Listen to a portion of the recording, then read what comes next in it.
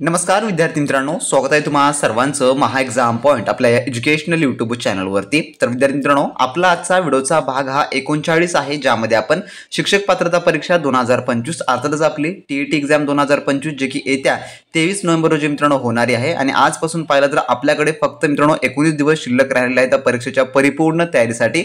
आपण त्यासाठी मित्रांनो आपण जे आहे संपूर्ण तुमचे 150 प्रश्न 150 गुणाची परिपूर्ण तयारीसाठी मित्रांनो आपण एक सिरीज सुरू केलेली आहे, ज्यामध्ये आपला जो संभव प्रश्न संच आजचा भाग जो थोडक्यामध्ये 2 आहे। तर जे विद्यार्थ्यांनी आपले मागील व्हिडिओचे पार्ट पाहिले नसतील टीईटी एक्झाम साठीचे, तर त्यांनी लगेच आपल्या चॅनलच्या डॅशबोर्डमध्ये जाऊन किंवा चॅनलला सबस्क्राइब करून त्या ठिकाणी मित्रांनो तुम्ही संपूर्ण काही ते व्हिडिओ पाहू शकता, ज्यामध्ये आपण परीक्षाभिमुख आणि परीक्षेसाठी अतिशय उपयुक्त असे आपण प्रश्न कव्हर केलेले आहे, जे की तुमच्या परीक्षेमध्ये येण्याची देखील 100% संभाव्यता आहे जे की दर्शवतात। तर त्याच प्रकारचे प्रश्न आपण आजच्या या संभव प्रश्न संच भाग 2 मध्ये आपण परिपूर्ण 150 प्रश्न 150 गुणासाठीचे आपण पाहणार आहोत। जरी मित्रांनो तुमचा अभ्यास वगैरे झाला नसेल तरी तुम्हाला 90च्या वर जो स्कोर आहे तो कोणत्या पद्धतीने करता येणार असेल हे मी तुम्हाला या ठिकाणी सांगणार आहे। आणि ज्यांचा अभ्यास चालू आहे त्यांनी अजूनही आपल्या अभ्यासावर कसा भर द्यावा, ज्यामुळे त्यांना जे अजून त्यांचा अभ्यास इम्प्रूव्ह करता येईल, याबाबतचे संपूर्ण काही मुद्दे मी या व्हिडिओमध्ये सांगितलेले आहेत। त्यामुळे व्हिडिओ खूप इम्पॉर्टंट आहे, व्हिडिओला तुम्ही शेवटपर्यंत काळजीपूर्वक पहा, कोणताही मुद्दा या ठिकाणी स्किप करू नका मित्रांनो, कारण का संपूर्ण जे आहे अतिशय इम्पॉर्टंट आहेत। आणि जर तुम्ही अजूनही वही पेन घेऊन स्वतःजवळ बसला नसाल तर वही पेन घेऊन बसा, या ठिकाणी मी तुम्हाला काही स्पष्टीकरण देखील देणार आहे, त्यामुळे ते तुम्हाला परीक्षापूर्व जे आहे रिव्हिजनासाठी अतिशय उपयुक्त पडणारे असतील। चला मित्रांनो पाहू आपल्या आजच्या भाग 2 मधील जे की संभव प्रश्न संच व भाग 39 मधला पहिला प्रश्न।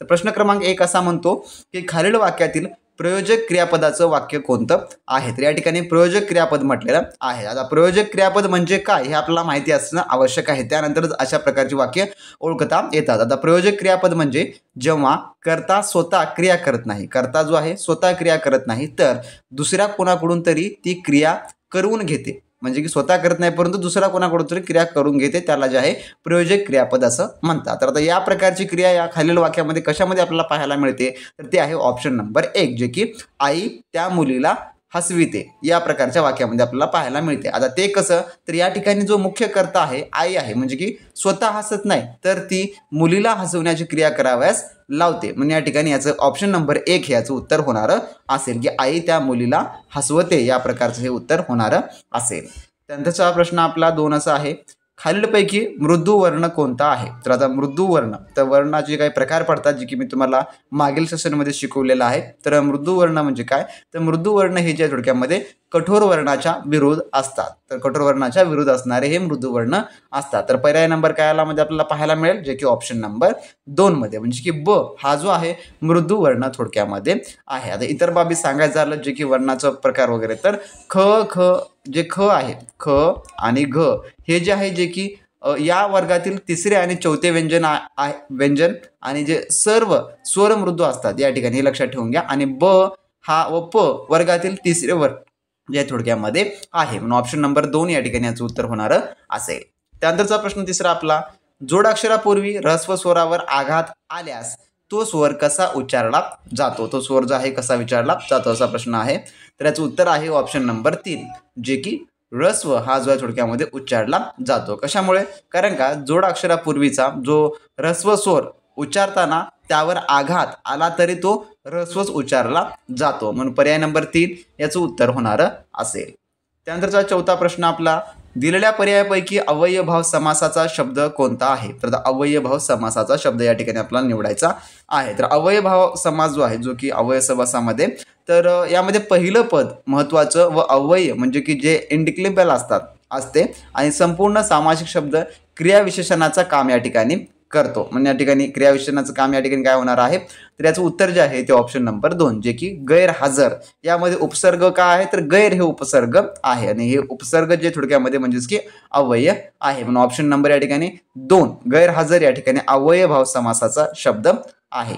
त्यानंतरचा आपला पुढील प्रश्न जो की प्रश्न 5वा काय म्हणतो, पानिपतवर 1.25 लाख बांगड्या फुटल्या हे विधान कोणत्या प्रकारात येते। तर पानिपतवर 1.25 लाख जे की बांगड्या फुटल्या, तर याचं उत्तर जे आहे ते आहे ऑप्शन नंबर 4 जे की लक्षणा। तर कशावरून, तर येथे बांगड्या फुटणे या शब्दातून बांगड्या तुटणे हा वाच्यार्थ थोडक्यामध्ये न घेता स्त्रिया विधवा होणे हा अर्थ घेतला जातो। त्यामुळे जे की अर्थाला बाधा येत असल्याने येथे लक्षणा शब्दशक्ती थोडक्यामध्ये येणारी असेल। ऑप्शन नंबर 4 हे याचं उत्तर होणार असेल। आणि तुम्ही तुमच्या येणाऱ्या 23 नोव्हेंबरच्या परीक्षेमध्ये देखील मराठी व्याकरणाच्या सेक्शनमध्ये तुम्हाला 100% अशा प्रकारचे प्रश्न पाहायला थोडक्यामध्ये मिळणारे असतील। त्यासाठी मित्रांनो आपण संपूर्ण काही विद्यार्थ्यांसाठी जे फ्रेशर असतील किंवा जे एक्सपिरियन्सचे असतील, जर तुम्हाला येत्या परीक्षेमध्ये 90+ स्कोर घेऊन जर तुमच्या टीईटी एक्झामच्या सर्टिफिकेटवर एलिजिबलचा शेरा लावायचा असेल तर मित्रांनो त्यासाठी आपण स्पेशली खास एक टेस्ट सिरीजची बॅच आपण रिलीज केलेली आहे, ज्यामध्ये तुम्हाला परिपूर्ण मित्रांनो फुल लेंथची टेस्ट प्लस तुम्हाला तुमचे सब्जेक्टिव्ह टेस्ट, ज्यामध्ये तुमचं जर अवघड एखादा सब्जेक्ट वाटत असेल तर मित्रांनो त्या ठिकाणी तुम्ही या उर्वरित दिवसामध्ये त्यावर चांगली पकड बनवू शकता व त्यामध्ये चांगला स्कोर करून तुम्ही ज्या मित्रांनो परीक्षेमध्ये यश जे आहे ते मिळवू शकता। आता ज्यांना कोणालाही वाटत आहे की माझा अभ्यास कमी आहे, या बारला होईल का नाही, तर त्यांनी अजिबात घाबरण्याची गरज नाही मित्रांनो। व्हिडिओच्या डिस्क्रिप्शन बॉक्स मध्ये आपल्या ऑफिशियली ॲपची लिंक दिली आहे, त्यामधून तुम्ही टीईटी आपली टेस्ट सिरीजची बॅच जॉईन करून घ्या आणि रेग्युलरली आजपासून जरी मन लावून तुम्ही त्यामधल्या संपूर्ण टेस्ट सोडवल्या, जर तुम्ही त्याचा अभ्यास केला तर मित्रांनो 100% तुम्हाला स्वतः कळेल, तुमचा कॉन्फिडन्स लेवल बूस्ट होईल आणि त्यामधून तुम्ही स्वतःच मित्रांनो परीक्षेसाठी मी यशस्वी होऊन दाखवेल हे तुमच्यामध्ये मित्रांनो मनोभावना होणारी असेल। तर ज्यांना कोणालाही 90+ स्कोर अचीव करायचा आहे आणि चांगले मार्क घेऊन टीईटी एलिजिबलचा शेरा लावायचा आहे, त्यांनी लगेचच्या लगेच आपली ॲप डाउनलोड करून मित्रांनो त्या ठिकाणचा आपला टेस्ट सिरीजचा कोर्स जो आहे तो परचेस करून घ्या आणि चांगल्या आणि उत्तम तयारीला मित्रांनो आजपासूनच लागायला तुम्ही तयारीला लागा। कारण का त्यामध्ये संपूर्ण आपण टेस्ट सिरीज जे आहे तर ते परिपूर्ण तुमच्या previous year question paper plus expected स्वरूपाचे म्हणजे की येत्या 23 नोव्हेंबरच्या परीक्षा दृष्टिकोनातून परिपूर्ण त्यामध्ये ॲड करून दिलेलं आहे। तर तुम्ही तयारी करत असाल, कितीही व्हिडिओ कोर्सेस करत असाल, त्याचा काही अर्थ नाही, कारण का तुम्ही जोपर्यंत स्वतःहून प्रॅक्टिस करत नाही, स्वतःहून तुम्ही स्वतःला अनालिसिस करत नाही, तोपर्यंत मित्रांनो तुमच्यामध्ये कसलाही प्रकारचा बदलाव येणारा नसेल। त्यामुळे लगेच आपली ॲप डाउनलोड करा, त्या ठिकाणचे टेस्ट सोडवा, त्या ठिकाणी तुम्हाला संपूर्ण परफॉर्मन्स बघता येईल, तुमचा वीक सब्जेक्ट कोणता आहे त्या ठिकाणी किंवा तुम्हाला कशा प्रकारे अभ्यास करायचा आहे हे संपूर्ण बाबी आपल्या टेस्ट सिरीजमध्ये तुम्हाला इन्क्लूड करून दिलेल्या आहे। तर त्यामुळे लगेच आपली ॲप्लिकेशन डाउनलोड करा आणि चांगल्या आणि उत्तम तयारीला आजच्या क्षणापासूनच लागा मित्रांनो। त्यानंतरचा आपला पुढील 6वा प्रश्न असा आहे, याच काला मी एक सदरा दिला शिवाय त्याला जेऊ घातले, या वाक्यातील समुच्चयबोधन उभयान्वयी अव्यय कोणते आहे? तर याचं उत्तर जे आहे ते आहे ऑप्शन नंबर 1 जे की शिवाय हे जे आहे होणारं असेल। तर आता समुच्चयबोधक उभयान्वयी अव्यय हे जे आहे दोन स्वतंत्र विधाने जोडतात आणि पहिल्या विधानात आणखी माहितीचा भर घालतात। या ठिकाणी शिवाय हे जे आहे थोडक्यामध्ये कशामुळे आले तर मी एक सदरा दिला, यात त्याला जे आहे जेऊ घातले या माहितीचा भर घालतो, म्हणून ऑप्शन नंबर या ठिकाणी जे की 1 याचं उत्तर होणार असेल। त्यानंतरचा प्रश्न 7वा आपला, मला त्रास होत आहे या वाक्यातील अधोरेखित सर्वनाम कोणत्या प्रकारचे आहे? तर मला त्रास होत आहे, तर या ठिकाणी अधोरेखित जे आहे थोडक्यामध्ये मला आहे। तर मला हा शब्द जो की प्रथम पुरुष सर्वनाम आहे, त्या या प्रश्नामध्ये जे आहे मला जे की अधोरेखित या ठिकाणी आपण केलेलं आहे। तर या ठिकाणी सांगायचं झाल्यास जे की याचं उत्तर जे होणार असेल ते आहे ऑप्शन नंबर 4 जे की आदरार्थी हे जे आहे ते होणार असेल। पर्याय नंबर 4 हे याचं उत्तर होणार असेल। त्यानंतरचा प्रश्न 8वा आपला, समाजात वावरणारे असले साप ठेचून काढले पाहिजे या वाक्यातील शब्दशक्ती जे आहे कोणतं होणार असेल, जे की शब्दशक्ती ओळखा। तर याचं उत्तर जे आहे ते आहे ऑप्शन नंबर थोडक्यामध्ये जे की 2 लक्षार्थ हे होणार असेल। आता कशावरून, तर साप या शब्दाचा मूळ जो की अर्थ न घेता वाईट किंवा दुष्ट माणसे असा अर्थ घेतला जातो, हा अर्थ थोडक्यात लक्षणा शब्दशक्तीने मिळतो आणि अशा अर्थाला जे आहे लक्षार्थ असं जे आहे थोडक्यात म्हटलं जातं, म्हणून पर्याय नंबर 2 याचं उत्तर होणार असेल। त्यानंतरचा आपला पुढील 9वा प्रश्न, राष्ट्रपतींना दया दाखवण्याचा अधिकार असतो या वाक्यातील अधोरेखित नामाचा प्रकार ओळखा। तर याचं उत्तर जे आहे ते होणार आहे ऑप्शन नंबर 2 जे की सामान्य नाम। आता कशावरून, तर राष्ट्रपती आहे आणि ते विशिष्ट व्यक्तीला उद्देशून नसून ते पद धारण करणाऱ्या कोणत्याही व्यक्तीला लागू होते, म्हणून ते सामान्य नाम आहे। दया हा भाववाचक नाम आहे, या ठिकाणी हे देखील लक्षात ठेवून घ्या, पर्याय नंबर 2 याचं उत्तर होणार असेल। त्यानंतरचा आपला प्रश्न 10वा, बहिणाबाई या शब्दाची विभक्ती ओळखा। तर बहिणाबाई या शब्दाची, तर याचं उत्तर आहे ऑप्शन नंबर 1 जे की चतुर्थी हे होणार असेल। तर बहिणाबाईस या शब्दाला स हा प्रत्यय लागला आहे, तर स ला ते स हे प्रत्यय द्वितीय आणि चतुर्थी या दोन्ही विभक्तीचे आहेत। दान किंवा भेट या अर्थासाठी थोडक्यामध्ये चतुर्थ विभक्ती जी आहे थोडक्यात असते, म्हणून ऑप्शन नंबर या ठिकाणी 1 हे याचं उत्तर होणार असेल। जर मित्रांनो तुम्ही आपली टेस्ट सिरीजची बॅच घेतला तर त्यामध्ये तुम्हाला मराठी व्याकरणाचे full lengthy plus subjective test दोन्ही प्रकारे मिळणार असेल, ज्यामध्ये तुमचं मराठी व्याकरण हे 100% त्या ठिकाणी कव्हर करून पाहायला मिळणार असेल।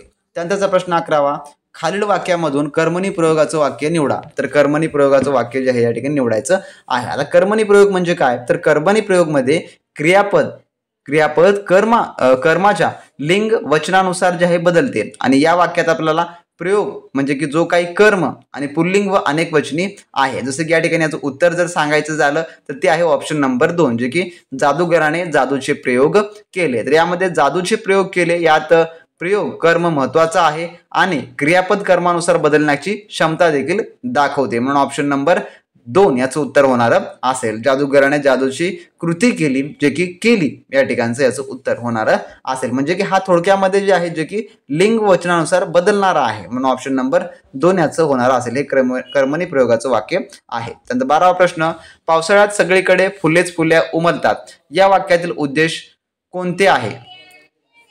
या वाक्यातील उद्देश कोणता आहे, तर याचं उत्तर जे आहे ते आहे ऑप्शन नंबर 2, जे की फुले या ठिकाणी होणार असेल. म्हणजे वाक्यात ज्याच्याबद्दल बोलले जातं ते या वाक्याला उमलतात ही क्रिया फुले करतात, म्हणून फुले या ठिकाणी उद्देश होणार असेल. त्यानंतरचा आपला प्रश्न 13वा, देह जावो अथवा राहो पांडुरंगी दृढ भाव या वाक्यातील उभयान्वयी अव्यय समासाचा पोट उकार या ठिकाणी ओळखायचा आहे. तर याचं उत्तर आहे ऑप्शन नंबर 4, जे की विकल्प बोधक या ठिकाणी होणार असेल. तर अथवा या उभयनव्य अव्ययामुळे देह जाहो आणि राहो या दोन गोष्टीपैकी एकाची निवड किंवा विकल्प हा जो थोडक्यात दर्शवला जातो, म्हणून ऑप्शन नंबर 4 याचं उत्तर होणार असेल. त्यानंतरचा आपला पुढील 14वा प्रश्न असा आहे, विद्यार्थ्यांनी प्रार्थना म्हणावी या वाक्याचा प्रकार ओळखा. तर याचं उत्तर आहे जे की ऑप्शन नंबर 3, जे की विद्यार्थी या होणारा असेल.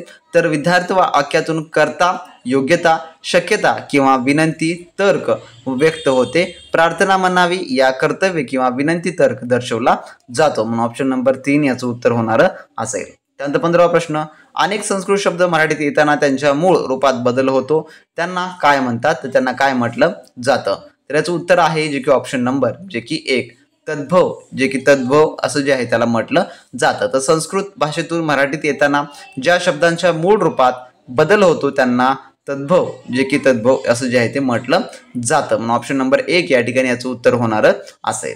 त्यानंतरचा आपला 16वा प्रश्न, पूर्ण अभ्यास शब्द कसा तयार होतो. तर याचं उत्तर आहे ऑप्शन नंबर थोडक्यामध्ये जे की 3, ज्याचा एकाच शब्दाची पुनरावृत्ती होऊन सांगायचं झालं तर उदाहरणामध्ये आपण जरी यामध्ये घेतलं तरी याचं उत्तर तेच होणार असेल. काय आहे 15 जे की 16वा प्रश्न आपला पर्याय नंबर 3. आता पूर्णस्थ अभ्यास मध्ये एकच शब्द पुन्हा येतो, जसं की सांगायचं झालं हळूहळू, लाल लाल, हे अशा प्रकारचे शब्द आहेत जे की पूर्णबस्थ शब्द आहेत. त्यानंतरचा आपला पुढील प्रश्न असा आहे जे की 17वा प्रश्न, उलटी अंबारी हातात येणे या वाक्यप्रचाराचा अर्थ ओळखा. तर याचं उत्तर आहे ऑप्शन नंबर 1, जे की भीक मागण्याची पाळी येणे. तर उलटी अंबारी हातात येणे म्हणजे की ऐश्वर गमावून दारिद्र्य येणे किंवा भीक मागण्याची वेळ येणे हे होणार आहे, म्हणून पर्याय नंबर 1 याचं उत्तर होणार असेल. त्यानंतर पुढील आपला 18वा प्रश्न असा आहे, खालीलपैकी कोणत्या वाक्यात विशेष नामाचा वापर आढळतो. तर याचं उत्तर आहे ऑप्शन नंबर 2, जे की माधुरी मुंबईला जाईल. तर विशेष नाम म्हणजे की विशिष्ट व्यक्ती, ठिकाण किंवा ठिकाण याला जे आहे थोडक्यामध्ये विशेष नाम जे आहे ते वापरलं जातं. यामध्ये माधुरी आणि मुंबई हे दोन्ही विशेष नामे आहेत, म्हणून ऑप्शन नंबर 2 याचं उत्तर होणार असेल. त्यानंतरचा 19वा प्रश्न, हा सूर्य हा जयद्रथ या म्हणीचा अर्थ काय आहे. तर याचा आपल्याला अर्थ या ठिकाणी सांगायचा आहे.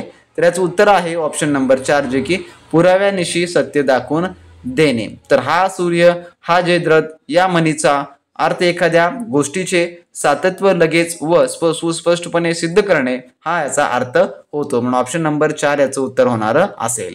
त्यानंतरचा 20वा प्रश्न, दिलेल्या शब्दाची अकार विल्हेय क्रम लावल्यास दुसऱ्या क्रमांकावर येणारा शब्द कोणता. जसं की या ठिकाणी आपला काही शब्द आहेत. पहिला आहे पशुपक्षी, गुरेढोरे, भाजीपाला आणि झाडे, यांचा काय लावायचा आपल्याला एक अकार विल्हेय क्रम लावल्यास दुसऱ्या क्रमांकावर येणारा शब्द म्हटलेला आहे. तर याचं उत्तर आहे ऑप्शन नंबर जे की 2, जो की पशुपक्षी हा जो थोडक्यात येणारा आहे. जर आपण यांचा आकार विल्हेय क्रम लावल्यास प्रथम क्रमांकाला येतं गुरेढोरे, दुसरं येतं पशुपक्षी, तिसरा येतो भाजीपाला आणि चौथा जो येतो जे की झाडे हे जे आहे ते येणार असतं, म्हणून ऑप्शन नंबर 2 याचं उत्तर होणार असेल.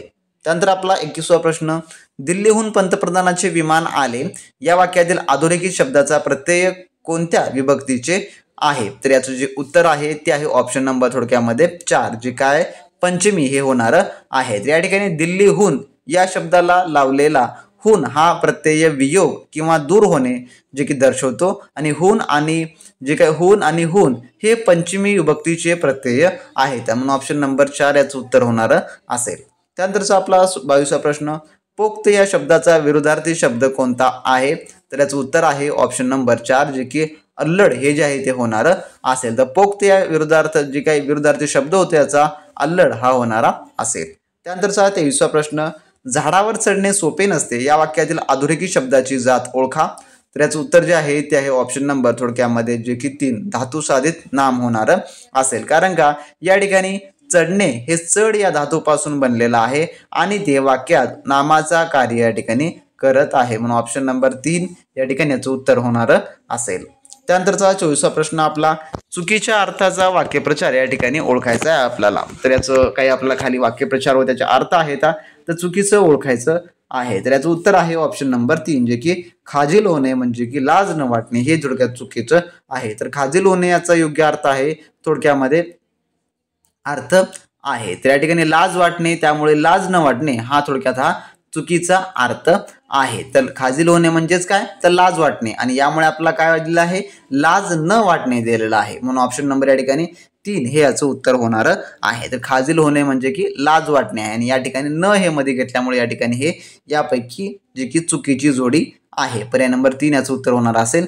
त्यानंतर 25वा प्रश्न आपला, खालीलपैकी प्रयोजक क्रियापद असणारे वाक्य कोणते आहे? तर मी तुम्हाला वरच सांगितलेलं आहे प्रयोजक क्रियापद म्हणजे काय. तर याचं उत्तर आहे ऑप्शन नंबर 1, जे की आई मुलाला चालवते. तर येथे आई हा कर्ता आणि मूल आणि ती जे मूल आहे मुलाला चालण्याची क्रिया कराव्यास लावते, म्हणून ते ऑप्शन नंबर जे की 1 याचं उत्तर होणार असेल. त्यानंतरचा 26वा प्रश्न, आईने मुलाला जेवू घातले या वाक्यातील क्रियापदाचा प्रकार ओळखा. तर याचं उत्तर जे आहे ते आहे ऑप्शन नंबर जे की 3 प्रयोजक क्रियापद. तर असा देखील प्रश्न तुम्हाला त्या ठिकाणी फिरून सुरून स्वरूपामध्ये देखील विचारला हा 100% जातो. त्यामुळे अशा सर्व प्रकारच्या प्रश्नांचा अभ्यास असणं अतिशय इम्पॉर्टंट आहे. त्यानंतर 27वा प्रश्न, सोन्याहून पिवळे या वाक्यप्रचाराचा अर्थ काय आहे? तो सोन्याहून पिवळे. तर याचं उत्तर आहे ऑप्शन नंबर 4, जे की अधिक चांगले असा होणारा असेल. सोन्याहून पिवळे या वाक्यप्रचाराचा अर्थ आहे अतिशय उत्कृष्ट किंवा सोन्यापेक्षा अधिक मौल्यवान किंवा चांगले असा होतो. त्यानंतर 28वा प्रश्न, राम अभ्यास करतो या वाक्यातील कर्त्याची भूमिका कोणती आहे? तर कर्त्याची भूमिका कोणती आहे? तर याचं जे उत्तर आहे ते आहे ऑप्शन नंबर 1, जे की कर्णकर्ता ही आहे. तर राम हा क्रियापदाचा व्यापार करणारा कर्त्याची भूमिका बजावतो, म्हणजेच तो करणारा आहे, म्हणून पर्याय नंबर 1 याचं उत्तर होणार असेल. त्यानंतर 29वा प्रश्न, पुस्तक वाचून झाले या वाक्यात काळ कोणता आहे? त्याचं उत्तर आहे ऑप्शन नंबर जे की 3 हा पूर्ण भूतकाळ होणारा असेल. कारण का पुस्तक वाचून झाले म्हणजे की वाचण्याची क्रिया भूतकाळात पूर्ण झालेली आहे म्हणून. त्यानंतरचा 30वा प्रश्न, मी गेलो तर तो येईल या वाक्यातील उभयान्वयी अव्यय समासाचा प्रकार ओळखा. तर याचं उत्तर जे आहे ते आहे ऑप्शन नंबर 4, जे की शतर्थबोधक हे होणार असेल. मी गेलो तर या वाक्यातील तर हे मुख्य वाक्याची अट दर्शवते, म्हणून ऑप्शन नंबर 4 याचं उत्तर होणार असेल मित्रांनो. त्यानंतर आपण पुढे पाहू जे की आपला दुसरा सेक्शन आता इंग्लिश ग्रामरचा. कारण का आतापर्यंत आपण मराठी व्याकरणावरील टॉप 30च्या 30 पाहिलेला आहे. तर तुमच्या परीक्षेमध्ये देखील प्रश्नांचा स्वरूप या प्रकारे असणार असेल, ज्यामध्ये पहिलं मराठी व्याकरणाचे प्रश्न 30, त्यानंतर इंग्लिश ग्रामरचे प्रश्न 30, अशा प्रकारे 30चा सेट त्या ठिकाणी तुम्हाला सोडवायला मिळणारा आहे. त्यामुळे तुम्ही मित्रांनो आतापासून जर या प्रॅक्टिसला लागला तर आपल्या ॲपमध्ये टेस्ट सिरीज देखील संपूर्ण काही उपलब्ध आहेत, ज्यामुळे तुमची चांगली आणि उत्तम तयारी होऊ शकते जर आजपासून तुम्ही तयारीला लागला तरी. त्यामध्ये तुम्हाला या यूट्यूब सिरीजचे व्हिडिओ व त्यासोबत अदर काही ईबुक इंटिग्रेट करून दिलेले आहेत, ज्यामुळे मित्रांनो तुमची एकदम सटीक व अचूक पद्धतीने त्या ठिकाणी तयारी होणारी असेल. त्यामुळे वेळ न वाया घालवता लगेचच्या लगेच जा, आपली ॲप डाउनलोड करा आणि तिथून आपला TETचा जो कोर्स आहे तो मित्रांनो जॉईन करून घ्या. त्यानंतर पाहू आपला पुढला सेक्शन जो की इंग्लिश ग्रामरच्या संदर्भात आहे आणि इंग्लिश ग्रामरचे देखील सेम या प्रकारचे 100% प्रश्न तुम्हाला परीक्षेमध्ये जे की पाहायला मिळणारे असतील. ज्यांना कुणाला इंग्लिश हा विषय अवघड जातो त्यांनी जर खूप काळजीपूर्वक आपला आजचा व्हिडिओ पहा व त्यासोबतच तुम्ही आपली टेस्ट सिरीज घेऊन त्या ठिकाणी तुम्हाला जे स्पेशल टेस्ट सिरीज अवेलेबल आहे सब्जेक्टिव्हचे ते जर तुम्ही सॉल्व्ह करून पुन्हा आपली फुल लेंथ टेस्ट सोडवला तर 100% मित्रांनो त्यामुळे तुम्हाला निकाल जो आहे तो पाहायला मिळणारा असेल. यामधला आपला प्रश्न क्रमांक 1 असा आहे जो की प्रश्न पहिला जो की काय म्हणतो पहा, which of the following sentence may indicate a future event. तर या ठिकाणी म्हटलेलं आहे. म्हणजेच काय की खालीलपैकी कोणते वाक्य जे की भविष्यातील घटना दर्शवते, तर फ्युचर इंडिकेट या ठिकाणी आपल्याला विचारलेलं आहे. तर पहिलं ऑप्शन एक आहे the movie starts in 10 minutes. म्हणजे काय, तर चित्रपट 10 मिनिटात सुरू होतो. यामध्ये आपल्याला जे काही प्रश्नामध्ये ज्या प्रकारे विचारलेलं आहे की भविष्यातील घटना दर्शवत आहे का, तर या ठिकाणी हो, जे की साध्या वर्तमान काळाचा उपयोग निश्चित भविष्यातील कार्यक्रमासाठी हा जो केला जातो, म्हणून पर्याय नंबर 1 याचं उत्तर होऊ शकतं. त्यानंतरचा आहे दुसरा the sample is being sent for a detail जे की एक्झामिनेशन्स. म्हणजे काय, तर नमुना तपशिलावर तपासण्यासाठी पाठवला जात आहे. तर याचं उत्तर जे काय आहे, तर जे की वर्तमान चालू काळ व भविष्यात घडणाऱ्या गोष्टीची शक्यता या ठिकाणी दर्शवित आहे. त्यानंतरचा प्रश्न तिसरा असा आहे you should finish the work before you leave. तर या ठिकाणी काय म्हटलं आहे की तुम्ही निघण्यापूर्वी काम पूर्ण केलं पाहिजे. तर यामध्ये देखील शूडचा उपयोग सल्ला किंवा कर्तव्य दर्शवतो. भविष्यातील घटनाचा या ठिकाणी आपल्या थोडक्यामध्ये थेट संपर्क या ठिकाणी पाहायला मिळत नाही. त्यानंतर चौथं जे आहे I meet them at the hotel and we start off. तर मी त्यांना हॉटेलमध्ये भेटतो आणि आम्ही निघतो. तर याच्यामध्ये आहे साधा वर्तमान काळाचा उपयोग निश्चित भविष्यातील कृतीसाठी केला जातो. मग आता याचं उत्तर जे होणार असेल ते काय आहे, तर ते आहे ऑप्शन नंबर जे की थोडक्यामध्ये एक हे याचं एक होणारं असेल. म्हणजे की ओनली 1 अँड 2 हे जे आहे याचं उत्तर होणारं असेल. तर अशा प्रकारचे प्रश्न तुम्हाला इंग्लिश ग्रॅमरमध्ये येतात. तर इंग्लिश ग्रॅमरवर तुमची चांगल्या प्रकारे पकड असणं इम्पॉर्टंट आहे मित्रांनो. त्यानंतर 32वा प्रश्न I have read this novel a number of times.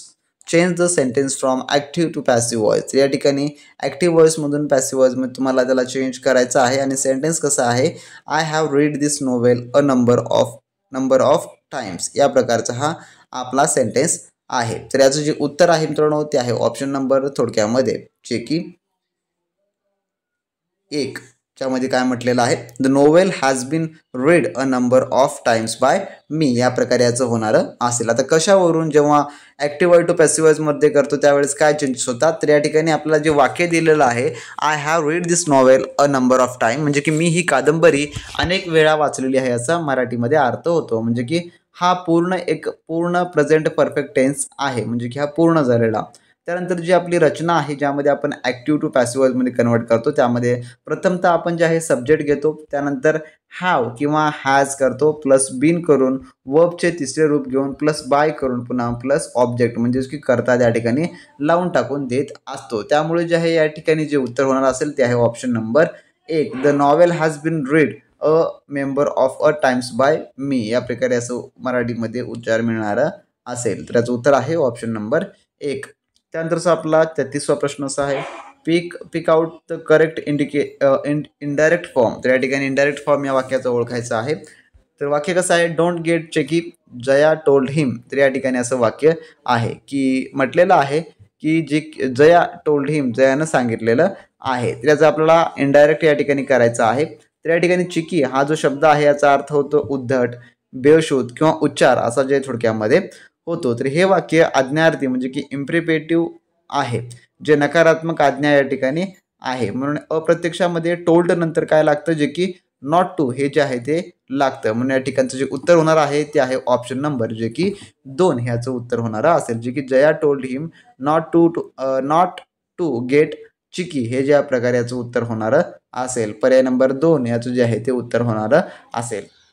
त्यानंतर आपला पुढील 34वा प्रश्न असा आहे काय म्हणतो पहा very few town in India are as rich as Mumbai change it into competitive degree. तर याला जे आपल्याला कॉम्पिटेटिव्ह डिग्रीमध्ये चेंज करायचं आहे. तर आता जे आपण डिग्रीज पाहतो ज्यामध्ये सुपरलॅटिव्ह, कॉम्पिटेटिव्ह, पॉझिटिव्ह डिग्री या प्रकारचे आता हे कॉमनली वाक्य आहे आपल्याला आणि याला जे आहे कॉम्पिटेटिव्ह डिग्रीमध्ये कन्वर्ट करायचं आहे. आता कॉम्पिटेटिव्ह डिग्रीमध्ये जेव्हा आपण तुलना करतो याची पॉझिटिव्हमधून कॉम्पिटेटिव्हमध्ये त्यामध्ये थोडक्यात चेंजेस होत असतात. तर मूळ वाक्य जे आहे आपलं पॉझिटिव्ह डिग्रीमध्ये आहे ज्यामध्ये व्हेरी फ्यू ने सुरू झाल्यास तुलनात्मक श्रेणीमध्ये जे आहे आपल्याला देन मोस्ट ऑदरचा वापर या ठिकाणी होतो. जे की आपल्याला पर्याय नंबर कितीमध्ये पाहायला मिळतो तर जे की ऑप्शन नंबर 1 मध्ये पाहायला मिळतो. म्हणजेच काय Mumbai is richer than most other town in India. तर याचा अर्थ होतो की मुंबई भारतातील इतर बहुतेक शहरांपेक्षा अधिक श्रीमंत आहे. हे जे आहे कॉम्पिटेटिव्ह डिग्रीचं जे की उदाहरण होणार असेल. समजा तुम्हाला हाच प्रश्न दिला आहे आणि यामध्ये तुम्हाला सुपरलेटिव्ह डिग्री करायला सांगितलं असेल तर सुपरलेटिव्ह डिग्री करायला सांगितलं तर याचा पर्याय नंबर कोणता होणार असेल जे की पर्याय number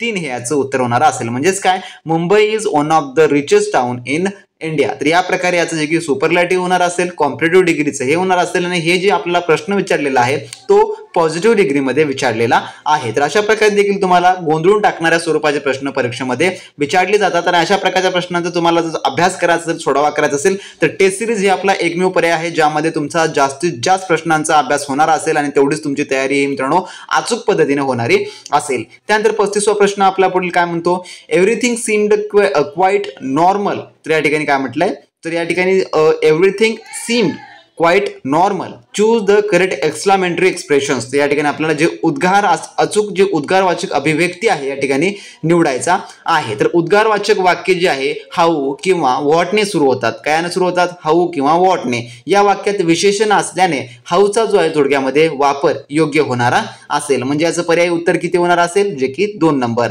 how normal everything seemed. या प्रकारे जे आहे याचं जे काही उद्गारवाचक अभिव्यक्ती वाक्य होणार असेल. म्हणून पर्याय नंबर 2 हे याचं उत्तर होणार असेल. सगळं किती सामान्य वाटत होतं या प्रकारे याचं जे आहे मराठीमध्ये एक्सप्लेन होणार असेल.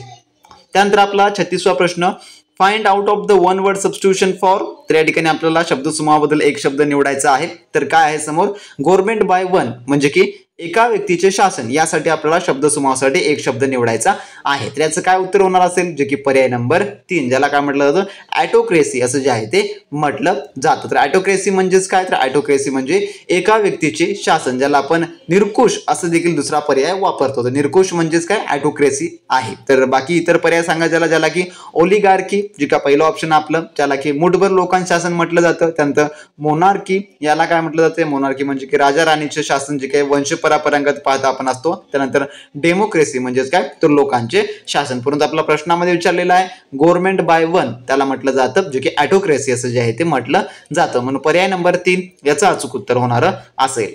त्यानंतरचा 37वा प्रश्न, give one word substitution for the action of looking back on past time. तर या ठिकाणी असा वाक्य आपल्याला दिलेला आहे जे की भूतकाळातील वेळेकडे मागे वळून पाहण्याची क्रिया. यासाठी आपल्याला एक शब्द पर्याय शोधायचा आहे ऑप्शन्स पैकी. तर याचं जे उत्तर होणार आहे ते आहे ऑप्शन नंबर जे की 4 ज्याला म्हटलं जातं रेट्रोस्पेक्शन असं जे आहे थोडक्यामध्ये याला म्हटलं जातं. आता रेट्रोस्पेक्शन म्हणजे काय, जे की भूतकाळात घडलेल्या गोष्टींचा विचार करणे किंवा आठवणे त्याला जे आहे ते म्हटलं जातं. म्हणून पर्याय नंबर 4 हे याचं उत्तर होणार असेल. तर तुम्हाला वन वर्ड सबस्टिट्यूशनवर देखील परीक्षेमध्ये बहुतांश प्रश्न पाहायला मिळतात आणि असे अवघड स्वरूपाचे प्रश्न तुम्हाला त्यामध्ये जे आहे ते विचारले जातात. त्यासाठी तुम्हाला सर्वाधिक तुमची व्हॅक्युलरी इम्प्रूव्ह करावं लागेल. त्यामुळे आपली जी सब्जेक्टिव्ह टेस्ट आहे इंग्लिश ग्रामरवरची ती तुम्हाला खूप आणि खूप इफेक्टिव्ह त्या ठिकाणी पडणारी असेल. आता बाकीचं जर तुम्हाला पर्याय या ठिकाणी सांगायचं झालं, ज्याचा इंट्रोस्पेक्शन म्हणजे की स्वतःच्या विचारांचे आणि भावनांचे निरीक्षण करणे असा अर्थ होतो त्याचा. आणि जो रेट्रोस्पेक्शन आहे जे की भूतकाळाकडे वळून पाहणे किंवा भूतकाळातील गोष्टींचा अभ्यास करणे याचं जे थोडक्यामध्ये किंवा विचार करणे, चिंतन करणे असा याचा अर्थ होतो. त्यानंतर आपला 38वा प्रश्न, there are only a few dash of such twin in the world, fill in the blank with correct options. या ठिकाणी आपल्याला फिल इन द ब्लँक करायचं आहे विथ करेक्ट ऑप्शन. तर याचं जे उत्तर काय होणार असेल, जे की पर्याय नंबर 2 जे की इन्स्टेन्स. इन्स्टेन्सचा अर्थ काय होतो, उदाहरणे, घटना किंवा प्रकरणे असा होतो. तर या ठिकाणी काय येणार असेल, there are only a few instance of such twin in the world म्हणजे की अशा प्रकारची घटना जगामध्ये कुठेतरी किंवा किंचित उदाहरणे घडत असतील अशा प्रकारे याचा थोडक्यामध्ये मराठीमध्ये अर्थ होतो. तर अशा प्रकारे जो तुम्हाला फिलिंग द ब्लँक येते एखाद्या वाक्यामध्ये, तर ते वाक्य आपण स्वतः एक वेळेस रिअलाइज करून घ्यायचं की याच्यामध्ये नेमका काय कोणता शब्द हा फिलिंग द ब्लँकला जे की प्रॉपरली फिक्स येणारा असेल. कारण का काही वेळेस अशा प्रकार प्रश्नामध्ये आपण स्वतःहून त्या परिस्थितीमध्ये जेव्हा जातो तेव्हा त्याचं उत्तर आपल्याला करेक्टली पाहायला मिळतात. म्हणून पर्याय नंबर 2 याचं उत्तर होणार असेल. त्यानंतर आपला 39वा प्रश्न, select the accurate meaning of admonish. तर ॲडमॉनिश या शब्दात आपला जे अचूक पर्याय निवडायचा आहे. तर ॲडमॉनिश म्हणजे नेमकं काय, तर ॲडमॉनिशचा जो अर्थ होतो जे की एखाद्याला शांतपणे गांभीर्याने ताकीद देणे किंवा दोष देणे असं त्याचा अर्थ होतो. तर याचा उत्तर काय होणार असेल, जे की ऑप्शन नंबर 1 ज्यालाच की आपण वॉर्निंग असं म्हणतो. ज्याला आपण वॉर्निंग म्हणजेच काय, ताकीद देणे असा त्याचा अर्थ होतो. तर वॉर्निंग, ताकीद याचा थोडक्यात जवळचा अर्थ आहे. म्हणून ऑप्शन नंबर 1 याचं जे आहे ते उत्तर होणार असेल. त्यानंतरचा आपला पुढील 40वा प्रश्न असा आहे, find out the wrong noun adjective pair from the following sentence following words. तर या ठिकाणी आपल्याला एक चुकीची जी की नाम विशेषणची चुकीची जोडी या ठिकाणी शोधायची आहे. तर यापैकी कोणते याचं उत्तर होणार आहे? तर याचं उत्तर आहे ऑप्शन नंबर 3 जे की नर्व आणि ब्रेव्हिटी हे ज्या थोडक्यामध्ये चुकीची जोडी आहे, कारण ही जोडी व्याकरणदृष्ट्या चुकीची आहे. विशेषण ब्रेव जे की ब्रेव म्हणजे अर्थ होतो शूर चे ब्रेवरी होते, तर ब्रीफ जे की संक्षिप्त याचं नाम जे की ब्रेव्हिटी हे संक्षिप्त होते, तर नेर्व हा कोणताही योग्य शब्द नाही. पर्याय नंबर 3 यामुळे चुकीचं आहे. आता बाकीचं पाया झाला आपण जे की पहिला आपला जो ऑप्शन आहे ज्यामध्ये फ्रेल म्हणजेच विशेषण आणि फ्रियालिटी म्हणजे नाम हे बरोबर आहे. त्यानंतर फेटिल म्हणजे विशेषण आणि फर्टिलिटी म्हणजेच की बरोबर हे नाम आहे. लोकल म्हणजे विशेषण आहे, तर लोकॅलिटी म्हणजे की हे नाम म्हणजे की हे देखील बरोबर आहे. म्हणून पर्याय नंबर या ठिकाणी 3 याचं जे आहे ते उत्तर होणार असेल. त्यानंतरचा 41वा प्रश्न, my grandfather walks a very dash complete the sentence with the correct options. या ठिकाणी आपल्याला एक सेंटेन्स पूर्ण करायचा आहे, तर याचं उत्तर होणार असेल जे की पर्याय नंबर 3 जे की फास्ट. म्हणजेच काय, तर वॉक या वर्ण करण्यासाठी क्रियाविशेषण आवश्यक आहे. त्यानंतर फास्ट हे विशेषण तसेच क्रियाविशेषण दोन्ही म्हणून वापरले जाते, ज्याला फास्टली हा शब्द इंग्रजीत अस्तित्वात नाही. म्हणून या ठिकाणी ऑप्शन नंबर जे की 3 हे याचं उत्तर होणार असेल. माय ग्रँडफादर वॉक्स व्हेरी फास्ट या प्रकारे जे आहे थोडक्यामध्ये हे वाक्य होणार असेल. त्यानंतरचा 42वा प्रश्न आपला, choose the correct word order. तर या ठिकाणी आपल्याला वर्ड ऑर्डर जो आहे म्हणजे की शब्दक्रम या ठिकाणी अचूक पद्धतीने निवडायचा आहे. तर या ठिकाणी प्रश्नार्थक वाक्याचा आपल्याला योग्य क्रम सुरुवातीला घ्यावा लागला असेल, म्हणजेच की question word plus auxiliary verb घ्यावा लागेल, त्यानंतर subject plus main verb plus rest of the sentence. या प्रकारे हा संपूर्ण काही आपल्याला इंग्रजी ग्रामरचा हा क्रम यामध्ये मांडावा लागेल. त्यानंतर आपल्याला अचूक शब्दक्रम हा मिळणारा असेल. तर आपल्याला काय कशामध्ये पाहायला मिळतं, तर हे संपूर्ण काही जे की पर्याय नंबर 2 मध्ये why did she leave so early, ती इतक्या लवकर का गेली, हे जे आहे जे की अचूक शब्दक्रम आहे आणि जे की योग्य सेंटेन्स देखील क्रिएट करते. क्वेश्चन वर्ड म्हणजेच काय, जे की WH टाईपचे जेवढे काय असतात ज्यामध्ये वाय या ठिकाणी आलेला आहे. त्यानंतर ऑक्झिलरी वर्ब म्हणजेच जे की ऑक्झिलरी वर्ब आहे त्यामधल्या या ठिकाणी डिड यूज केलेला आहे. आणि सब्जेक्ट कोणता आहे, त्या सब्जेक्ट शी आहे. मेन वर्ब कोणता आहे, तर लिव्ह आहे. आणि रेस्ट ऑफ द सेंटेन्स म्हणजे की सो अर्ली हे जे आहे रेस्ट ऑफ द सेंटेन्स या ठिकाणी होणार असेल. म्हणून पर्याय नंबर 2 हे याचं उत्तर होणार असेल. जर मित्रांनो तुम्ही आपल्या चॅनलवर नवीन असाल आणि सबस्क्राईब केलं नसेल सबस्क्राईब करून घ्या मित्रांनो, कारण काय TETच्या आपण शेवटच्या दिवसांमध्ये बरेच प्रश्न आपण मॅरेथॉन स्वरूपामध्ये पाहणार आहोत, जे की तुमच्या परीक्षेत तुम्हाला हुबेहूब पाहायला मिळणारे असणारे आहेत. त्यामुळे खूप इम्पॉर्टंट प्रश्न आपण पाहणार आहोत, त्यामुळे काळजीपूर्वक आपली सिरीज पाहत चला. त्यानंतरचा पुढील 43वा प्रश्न, select the same meaning of the underlined word. तर या ठिकाणी अंडरलाइन्ड वर्डला जो आहे थोडक्यामध्ये समान अर्थ शब्द निवडायचा आहे. तर काय वाक्य आहे, take care not to get hurt with the steam from the kettle या प्रकारचं हे आहे. म्हणजे की पाण्याने किंवा वाफेने भाजणे यासाठी विशिष्ट शब्द आपण वापरला जातो. तर या ठिकाणी जो अंडरलाइन्ड आहे त्याचा जे अर्थ होतो जे की त्याला काय म्हटलं जातं, त्याला जे आहे पर्याय नंबर 3 म्हणजे की स्लॅकलिड हे जे आहे त्याला शब्द आहे पर्याय नंबर 3चा. याचा जो अर्थ होतो जे की स्काल्ड, तर स्काल्ड अर्थ होतो जे की गरम द्रव्य किंवा वाफेमुळे भाजणे. त्यानंतर बाकी बर्न्ट म्हणजे आग किंवा उष्ण वस्तूमुळे भाजणे. त्यानंतर जे आपण ब्रुजिड म्हणतो ह्या ऑप्शन नंबर 2चा, त्याचा अर्थ ठेच लागणे किंवा शरीरावर निळसर डाग पडणे. म्हणून पर्याय नंबर या ठिकाणी 3 हे याचं अचूक उत्तर होणारा असेल. स्काल्डेड हे याचं अचूक उत्तर आहे. त्यानंतरचा आपला 44वा प्रश्न, fill in the blank with a correctly spelled word. तर या ठिकाणी अचूक शब्दलेखन जे काय आहे त्या ठिकाणी आपल्या रिकाम्या जागी भरायचा आहे. तर काय वाक्य आपला सेंटेन्स आहे, please give me a dash of paper. तर या ठिकाणी जो पीस आहे तो पीस हा याच्यामध्ये स्पेलिंग तुम्हाला खूप काळजीपूर्वक पाहायचे आहे. त्यानंतर ते योग्य स्पेलिंग असणारा वर्ड या ठिकाणी फिल इन द ब्लँक करायचा आहे. तर पीसची स्पेलिंग काय आहे, तर पीसची स्पेलिंग आहे PIECE, जे की पर्याय आपल्याला काय पाहायला मिळते, जे की 2 मध्ये म्हणजे पर्याय नंबर 2 याचं उत्तर होणार असेल. Please give me a piece of paper या प्रकारे होणार असेल. कृपया मला कागदाचा एक तुकडा द्या याचा अर्थ याचा होणारा असेल थोडक्यात. त्यानंतरचा 45वा प्रश्न, which is the longest pause. या ठिकाणी म्हणजे की सर्वात मोठा विराम कोणता आहे. तर या ठिकाणी याचं उत्तर आहे जे की ऑप्शन नंबर 4 म्हणजे की फुल स्टॉप. जेव्हा फुल स्टॉप हा विराम चिन्हातील सर्वात मोठा विराम दर्शवतो जो वाक्य पूर्ण झाल्याचे सूचित करतो. जेव्हा फुल स्टॉप लागतो त्यानंतर समोर कोणतेही वाक्य सुरू होत नाही. जर होत असेल तर ते स्वतंत्र वाक्य या ठिकाणी होणार असेल. त्यामुळे हा सर्वात मोठा जो की पूर्णविराम आहे. पूर्णविराम म्हणजेच की सर्वात मोठा विराम आहे. म्हणून ऑप्शन नंबर 4 याचं उत्तर होणार असेल. त्यानंतरचा 46वा प्रश्न, sorry she can't come to the phone, she dash a bath. Fill in the blank या ठिकाणी आपल्याला करायचं आहे. तर या ठिकाणी रिकाम्या जागा भरायचं आहे. She can't come to the phone चा अर्थ जे की ती आता आंघोळ करत आहे, म्हणून वर्तमान चालू काळ योग्य आहे या ठिकाणी, जे की वर्तमान काळ येणार असेल. मग त्यामध्ये आपण काय वापरतो, टू हॅव अ बाथ हे आपण या ठिकाणी वापरतो. तर या ठिकाणी काय येणार असेल, पर्याय नंबर कितीचा असणार असेल, जे की 1 या ठिकाणी होणार असेल. इज हॅव्हिंग अ बाथ या प्रकारे हे होणार असेल. तर पर्याय नंबर 1 याचं उत्तर होणार असेल. Sorry she can't come to the phone, she is having a bath या प्रकारे हे जे आहे ऑप्शन नंबर 1 होणार असेल. हॅव्हिंग ING लागलं कारण का ती चालू क्रिया असल्यामुळे हे ING लागलेलं आहे, म्हणून पर्याय नंबर 1 याचं उत्तर होणार असेल. त्यानंतरचा आपला 47वा प्रश्न पुढील.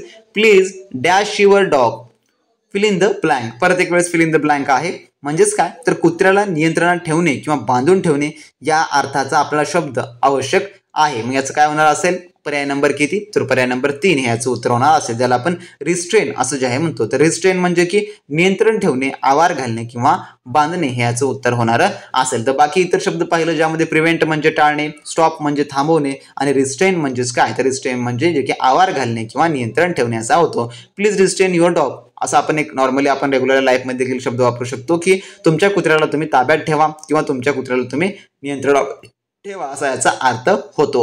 त्यानंतर 48वा प्रश्न. A dash of books fill in the blank या ठिकाणी परत एक वेळेस. तर हा जो आहे जो की फिल इन द ब्लँक्स आपल्याला थोडक्यामध्ये एक ग्रॅमरी दृष्टिकोनातून पाहायचा आहे. तर या ठिकाणी याचं उत्तर जे होणार आहे, जे की पर्याय नंबर 4 जे की course, a course of books या ठिकाणी होणार असेल. कारण का कलेक्टिव्ह नाउन म्हणजे काय, एक समूहवाचक नाम आहे. पुस्तकाच्या समूहाला लायब्ररी म्हणजे ग्रंथालय म्हणतात, पण दिलेल्या आपल्या पर्यायापैकी या ठिकाणी जो कोर्स म्हणजे की अभ्यासक्रम हा अनेकदा पुस्तकांच्या संचासाठी वापरला जातो, विशेषतः शैक्षणिक संदर्भामध्ये, म्हणून पर्याय नंबर या ठिकाणी 4 हे याचं उत्तर होणार असेल. त्यानंतरचा 49वा प्रश्न. The teacher is popular dash his pupils fill in the blank या ठिकाणी परत एक वेळेस आहे. तर याचं उत्तर जे आहे ते आहे ऑप्शन नंबर जे की पर्याय नंबर 3 म्हणजेच की विथ. एखाद्या व्यक्तीमध्ये लोकप्रिय असणे याकरिता विथ हे प्रोपोजिशन जे आहे ते वापरलं जातं, म्हणून या ठिकाणी ऑप्शन नंबर 3 याचं उत्तर होणार असेल. The teacher is popular with his pupils म्हणजे की शिक्षक त्याच्या विद्यार्थ्यांमध्ये कसं आहे तर लोकप्रिय आहे असं याचा मराठीमध्ये अर्थ होणारा असेल. त्यानंतरचा 50वा प्रश्न आपला. Internal telephone system substitute with a single word या ठिकाणी एक शब्द निवडायचा आहे. तर काय शब्द आपल्याला आहे, जे की इंटरनल टेलिफोन सिस्टम्स या ठिकाणी. तर याचं उत्तर जे काय होणार असेल, जे की ऑप्शन नंबर 4 जे की इंटरकॉम हे जे आहे होणार असेल. इंटरकॉम. तर इंटरकॉम म्हणजेच काय तर कमी अंतरावरील 2 किंवा अधिक बिंदूंना जोडणारी अंतर्गत दूरध्वनी प्रणाली ह्याला जे आहे ते म्हटलं जातं, त्याला काय म्हणतात इंटरकॉम असं जे आहे ते म्हटलं जातं. त्यानंतर 51वा प्रश्न. One who travels from place to place one word substitution परत एक वेळेस.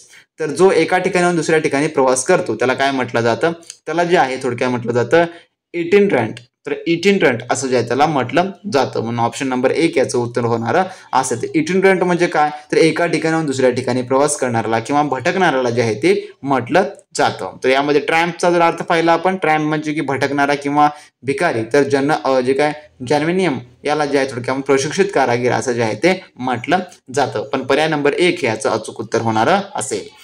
त्यानंतरचा आपला 52वा प्रश्न. If you call to him and explain your problem, he will help. Substitute the underlined part या ठिकाणी आपला सबस्टिट्यूट करायचा आहे. तर कॉल टू हिम या ठिकाणी जो आपल्याला दिलेला आहे कॉल टू हिम हा अंडरलाइन्ड भाग आहे, म्हणजे की त्याला हाक मारणे. याऐवजी मदत भेट मागण्यासाठी कॉल अपॉन वापरला जातो, म्हणजे या ठिकाणी याचं पर्याय नंबर 2 हे जे आहे ते उत्तर होणार असेल. कॉल अपॉन हिम म्हणजेच काय तर औपचारिकपणे भेटायला जाणे किंवा मदत किंवा समर्थन मागणे होय. पर्याय नंबर 2 याचं उत्तर होणार असेल. त्यानंतरचा 53वा प्रश्न.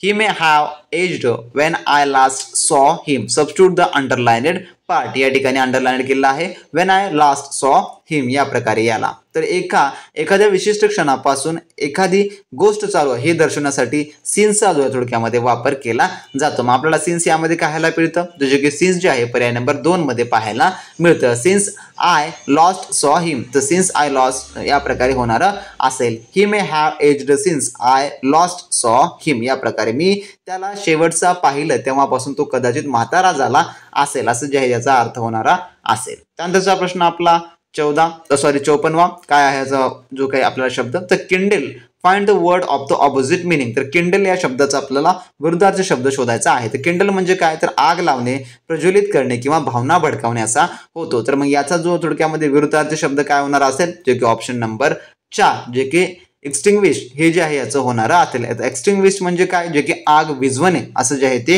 होणारं असेल. म्हणून पर्याय नंबर 4 याचं उत्तर चूक होणारं असेल. त्यानंतर 5वा प्रश्न, happiness find the word of the opposite meaning. तर हॅपीनेस म्हणजेच काय, तर आनंदी आणि सुखी. त्याचा विरुद्धार्थी काय असेल, जे की ग्रीफ हा होणारा असेल. ग्रीफ म्हणजेच काय, दुःख, शोक किंवा खेद असा त्याचा अर्थ होतो. त्यानंतरचा आपला 56वा प्रश्न, choose the correct form of the verb या ठिकाणी म्हटलेलं आहे, जे की क्रियापदाचं अचूक रूप या ठिकाणी निवडायला सांगितलेलं आहे. तर he dash in Mumbai for 10 years या ठिकाणी फॉर 10 years म्हणजे की 10 वर्षापासून हा काळ दर्शवतो किंवा क्रिया भूतकाळात सुरू झाली आणि वर्तमानातही चालू आहे किंवा नुकतीच पूर्ण झाली आहे. यासाठी आपण काय वापरतो, जे की पूर्ण वर्तमान काळ जे की योग्य आहे. मग या ठिकाणी याचं काय उत्तर होणार असेल, जे की पर्याय नंबर 2 हॅज लिव्ड या ठिकाणी येणार असेल. He has lived in Mumbai for 10 years. तो 10 वर्षापासून मुंबईत राहत आहे किंवा राहत होता असं या ठिकाणी होणार असं उत्तर होणार आहे. म्हणून पर्याय नंबर 2 याचं उत्तर होणार असेल. त्यानंतरचा 57वा प्रश्न, फिल इन द ब्लँक आहे परत. रवी इज डॅश होनेस्ट मॅन या ठिकाणी काय येणार असेल, तर रवी इज डॅश होनेस्ट मॅन. तर या ठिकाणी होनेस्ट हा शब्दाचा उच्चार करताना पहिला आवाज हा स्वर असतो, त्यामुळे या ठिकाणी ॲन हे आर्टिकल वापरलं जातं. तर काय येणार असेल, जे की ॲन हे आर्टिकल येणार असेल. म्हणून पर्याय नंबर 2 याचं जे आहे ते उत्तर होणार असेल. त्यानंतर 58वा प्रश्न, choose the correct preposition. He is a good dash mathematics. तर या ठिकाणी प्रिपोजिशन या ठिकाणी यूज करायचं आहे. तर एखाद्या विशिष्ट विषयात किंवा कामात कुशल असणे यासाठी ॲट हे जे आहे प्रिपोजिशन वापरलं जातं. तर ॲट आपल्याला कितीमध्ये पाहायला मिळतं, जे की पर्याय नंबर 3 मध्ये. He is good at mathematics असं याचे वाक्य होणार असेल. त्यानंतर आपला 59वा प्रश्न, find the synonym of the word brave. तर ब्रेव या शब्दाचा आपल्याला जे आहे समानार्थी शब्द या ठिकाणी शोधायचा आहे. तर ब्रेव म्हणजे काय, शूर किंवा निर्भय. तर याला समानार्थी शब्द काय येणार असेल, जे की पर्याय नंबर 2 मध्ये फिअरलेस हा जो आहे समानार्थी शब्द येणार असेल. तर फिअरलेस म्हणजे देखील निर्भय असा याचा अर्थ होतो. त्यानंतरचा आपला 60वा प्रश्न, find the opposite word of a victory. तर विक्ट्री या शब्दाचा आपल्याला अपोजिट वर्ड सांगायचा आहे. तर विक्ट्री म्हणजेच विजय, तर त्याचा अपोजिट काय येणार असेल, जे की पर्याय नंबर 2 लॉस हा याचा अपोजिट वर्ड येणारा असेल. तर मित्रांनो, असे हे प्रश्न जे की तुम्हाला इंग्लिश ग्रामरमध्ये मोस्टली फोकस करून किंवा टार्गेट करून विचारले जातात. तुम्हाला अशा प्रकारच्या प्रश्नांचा अभ्यास ठेवणं अतिशय इम्पॉर्टंट आहे मित्रांनो, कारण का हेच प्रश्न तुम्हाला परीक्षेत येत असतात. त्यामुळे ज्या विद्यार्थ्यांनी आपली अजून ही टेस्ट सिरीजची बॅच घेतली नसेल त्यांनी लगेच आपलं ऍप्लिकेशन डाउनलोड करून घ्या. कारण का विचार करण्यामध्ये वेळ वाया घालण्यापेक्षा काहीतरी करून आपण त्यामध्ये वेळ आपला इन्व्हेस्ट केलेले अतिशय चांगलं असतं. त्यामुळे आपली टेस्ट सिरीज तुम्ही प्रॅक्टिस करत चला रेग्युलरली, तुम्हाला नक्की त्याचा जे काही रिझल्ट आहे ते पाहायला मिळणारा असेल. त्यानंतर आपला 61वा प्रश्न काय म्हणतो पहा, की खालीलपैकी वातावरणातील सर्वात उष्ण स्तर कोणता आहे. जे की आपण सामान्यांचे आता आपण पुढील प्रश्न पाहू.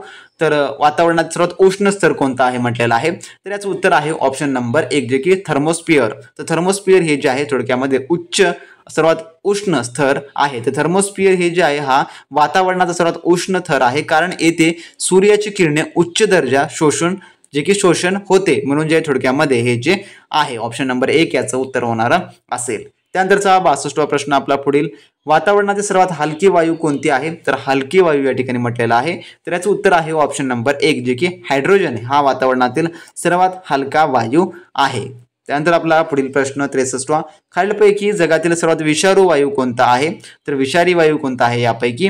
तर याचं उत्तर आहे ऑप्शन नंबर 3 जे की कार्बन मोनॉक्साईड हे जे आहे सर्वात विषारी वायू आहे. तर हा अत्यंत विषारी वायू आहे, ज्यामध्ये जे की मिथाईल जे आयसोसायनाइड जे की हे देखील विषारू आहे, परंतु या ठिकाणी आपल्याला काय म्हटलेलं आहे, जे की CO हा एक सामान्य आणि अत्यंत धोकादायक वायू आहे. म्हणून ऑप्शन नंबर या ठिकाणी जे की 3 याचं उत्तर जे आहे ते होणार असेल.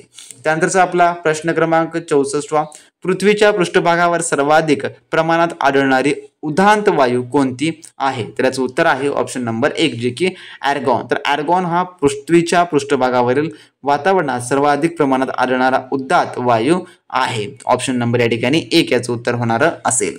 त्यानंतरचा 65वा प्रश्न, पृथ्वीच्या पृष्ठभागावर सर्वाधिक प्रमाणात कोणता मूलद्रव्य आढळतो. तर याचं उत्तर आहे ऑप्शन नंबर 2 जे की ऑक्सिजन. कारण का पृथ्वीच्या कवचामध्ये ऑक्सिजन हे सर्वाधिक प्रमाणात आढळणारे मूलद्रव्य आहे. तर सुमारे 46.6% वजनानुसार जे आहे ते आहे. म्हणून ऑप्शन नंबर या ठिकाणी 2 याचं उत्तर होणार असेल. त्यानंतर आपला 66वा प्रश्न, आपल्या पृथ्वीमध्ये सर्वाधिक प्रमाणात कोणती धातू आढळतात? तर याचं उत्तर जे आहे ते आहे ऑप्शन नंबर 1 जे की लोह. तर संपूर्ण पृथ्वीचा विचार केल्यास गाभ्यामध्ये लोहाचं प्रमाण सर्वाधिक आहे. ऑप्शन नंबर 1 या ठिकाणी याचं उत्तर होणार असेल. त्यानंतर 67वा प्रश्न, खालीलपैकी कोणता जैविक आम्ल आहे? तर कोणता जैविक आम्ल आहे? तर याचं उत्तर आहे ऑप्शन नंबर 4 जे की त्याला म्हटलं जातं ऑक्सॅलिक ऍसिड. तर ऑक्सॅलिक ऍसिड असं जे त्याला म्हटलं जातं इंग्लिशमध्ये, तर मराठीमध्ये देखील ऑक्सॅलिक आम्ल असं जे आहे म्हणतात. तर जे ऑक्सॅलिक आम्ल हे जे आहे टोमॅटो आणि पालक यासारख्या वनस्पतीमध्ये आढळणारे जैविक आम्ल आहे. तर इतर आम्ले हे अजैविक आहेत, हे देखील लक्षात ठेवून घ्या. त्यानंतर 68वा प्रश्न, आपल्या तोंडाच्या बाजूस असलेल्या टॉन्सिलिनचे मुख्य कार्य काय आहे? तर याचं उत्तर आहे ऑप्शन नंबर 2 जे की जंतूचा नाश करणे हे आहे. तर टॉन्सिलिन्स जे आहे हे लिम्फटिक सिस्टमचा एक भाग आहे. ते अन्न आणि हवेतून शरीरात प्रवेश करणाऱ्या जंतूचा नाश करून संसर्गापासून आपलं जे आहे ते संरक्षण करतात, हे देखील लक्षात ठेवून घ्या. त्यानंतरचा आपला 69वा प्रश्न, 2 किंवा 2पेक्षा अधिक धातूंच्या मिश्रणाला काय म्हटलं जातं? तर याचं उत्तर आहे ऑप्शन नंबर 4 जे की मिश्र धातू असं म्हटलं जातं. तर ही एक डेफिनेशन्स आहे त्याची की 2 किंवा अधिक धातू किंवा धातू आणि अधातूच्या मिश्रणाला मिश्र धातू असं जे आहे ते संबोधलं जातं. त्यानंतरचा आपला 17वा प्रश्न, खालीलपैकी कोणता पदार्थ हा क्लोरिनेशन अभिक्रिया करून ब्लिचिंग पावडर तयार करतो? तर याचं उत्तर आहे ऑप्शन नंबर 1 जे की बुजलेला चुना. तर कॅल्शियम हायड्रॉक्साईड म्हणजेच की बुजलेला चुना हा क्लोरीनशी अभिक्रिया करून ब्लिचिंग पावडर जे की तयार करतो, म्हणून ऑप्शन नंबर 1 याचं उत्तर होणार असेल.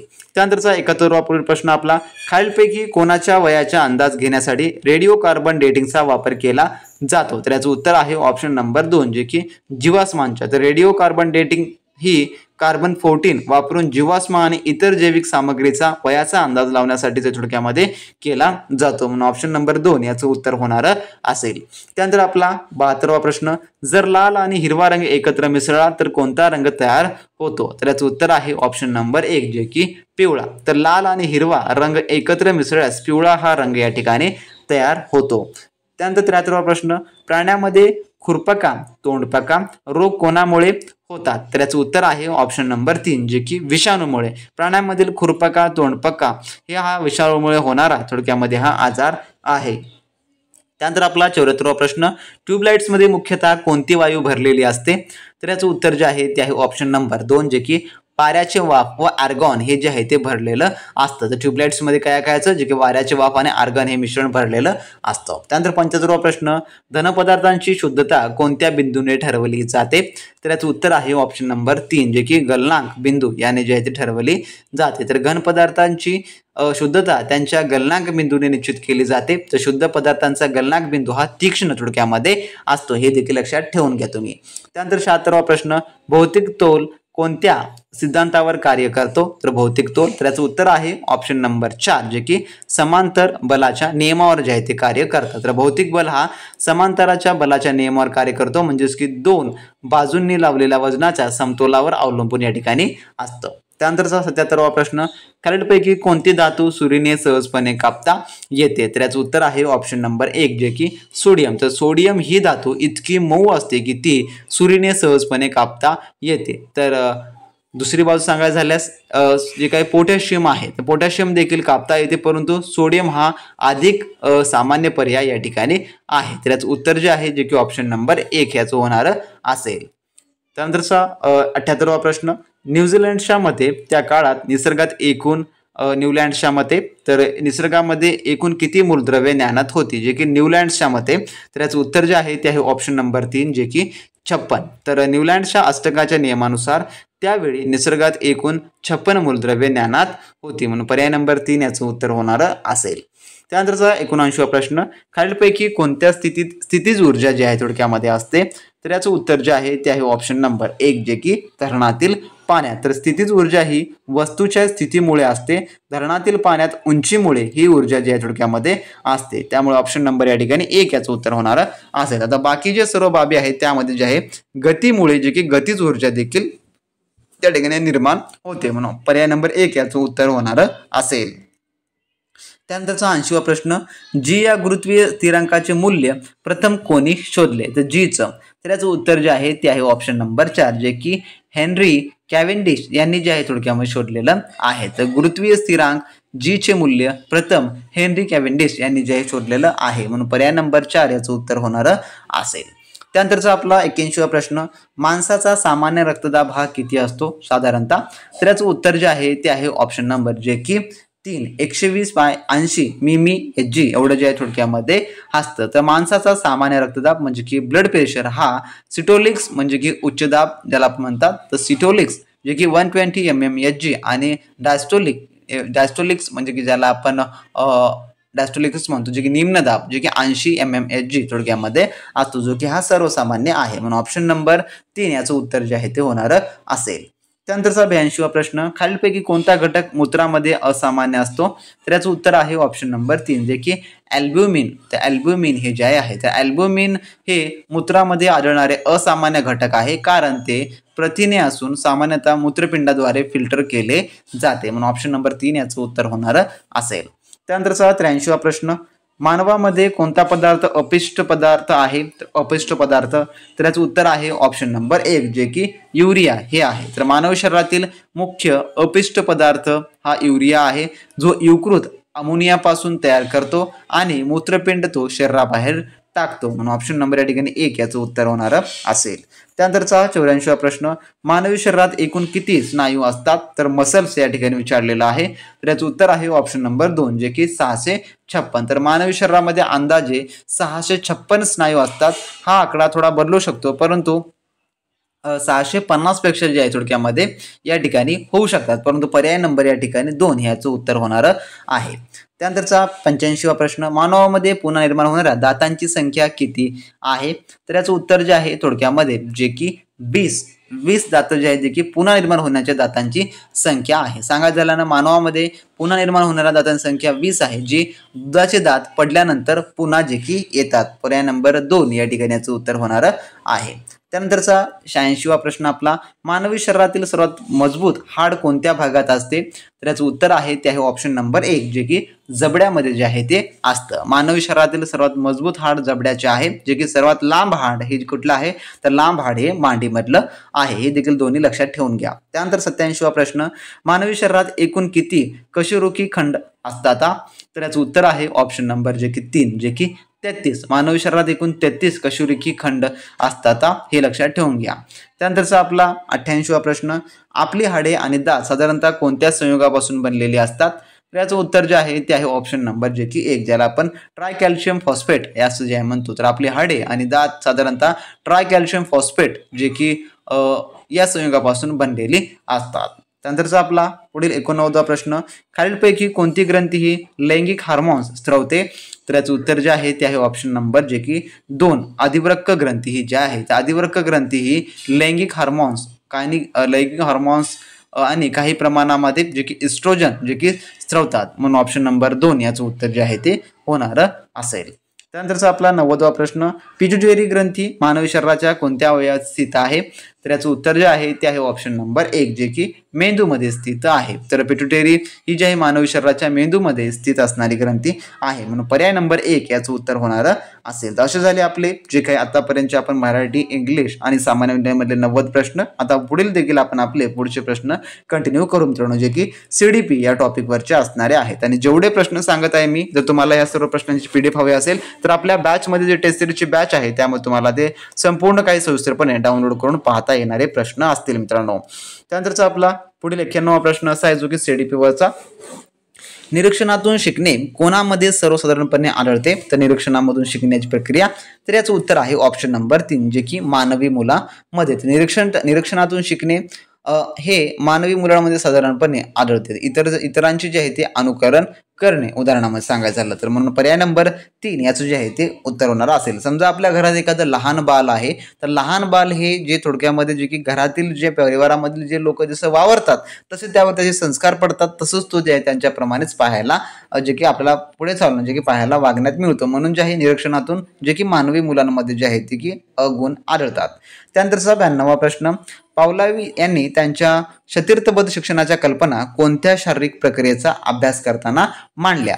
तर याचं उत्तर आहे ऑप्शन नंबर जे की 3 कुत्रे.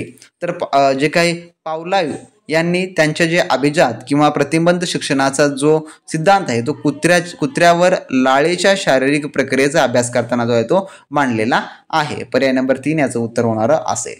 त्यानंतरचा 93वा प्रश्न, ऑपरेंट कंडिशनिंगचा सिद्धांत हा पावलोव यांच्या सिद्धांताचा विस्तार कोणत्या मानसशास्त्राने केलेला आहे? तर याचं उत्तर आहे ऑप्शन नंबर थोडक्यामध्ये 2 जे की स्किनर या शास्त्राने. तर BF स्किनर यांनी क्रियाप्रसूत कंडिशनिंगचा सिद्धांत मांडला जो पावलोवच्या सिद्धांताचा विस्तार या ठिकाणी आहे. पण पर्याय नंबर 2 याचं उत्तर होणार असेल.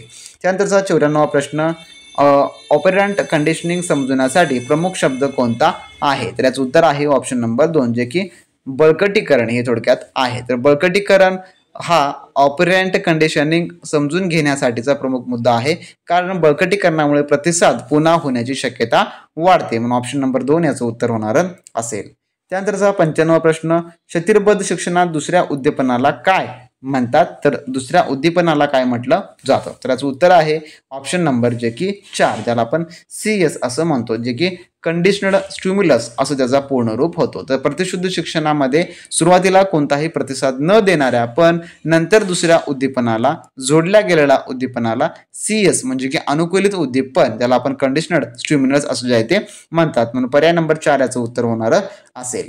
त्यानंतरचा 96वा प्रश्न, स्किनर यांचे प्रयोग कोणत्या प्राण्यावर केले आहे?